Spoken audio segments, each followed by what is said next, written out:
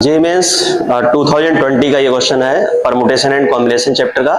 इसमें ये कह रहे हैं कि the total number of 3 digit numbers which sum of digits is 10। तो 3 डिजिट का नंबर है, उसमें जो डिजिट्स का सम है वो 10 है।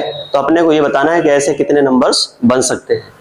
तो यहाँ पर मैं मान लेता हूं कि सपोज करो कि एक नंबर है, वो कुछ इस टाइप का है, अल्फा बीटा गामा, ये 3 डिजिट का नंबर है।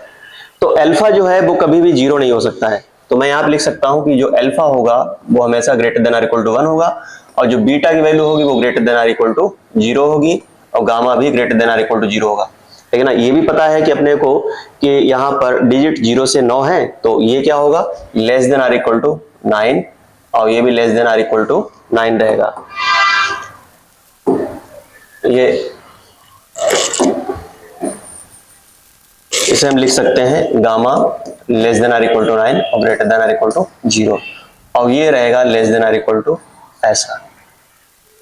ठीक है, अब हम बात कर रहे हैं कि यहां पर alpha plus beta plus gamma जो होगा उसके डिजिट्स का सम कितना है, 10 है, ये आ गया।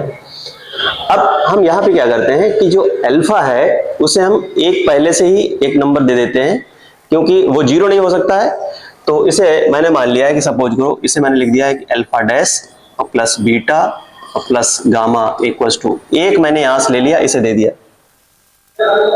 अब जो अल्फा है, अल्फा डैश, अब उसकी वैल्यू हम लिख सकते हैं greater than or equal to 0 और less than or equal to. अब देखो यहां पर हम अल्फा डैश की वैल्यू अगर हम 1 पहले से मान ली, क्योंकि अगर मैंने 1 दे दिया इसे, तो अगर हम यहां पर 9 दे देंगे ये 10 हो जाएगा।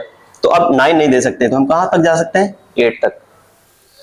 अब बीटा की जो वैल्यू है वो हो जाएगी less than or equal to 9 greater than or equal to 0, ऐसे ही gamma less than or equal to 9 और greater than or equal to 0। अब यहां पर हम लगा देते हैं इसके non negative integral solution. Non negative integral solution कितने हो जाएंगे,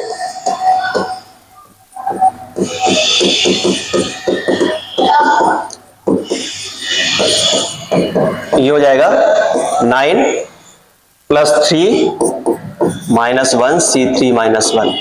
लेकिन यहां पर एक ऐसा भी रहा होगा सॉल्यूशन जिसमें अल्फा डैश को 9 दे दिया होगा, तो वो हम -1 कर देंगे, क्योंकि अगर आप इसे 9 दे दोगे एक पहले से, तो ये 10 हो जाएगा।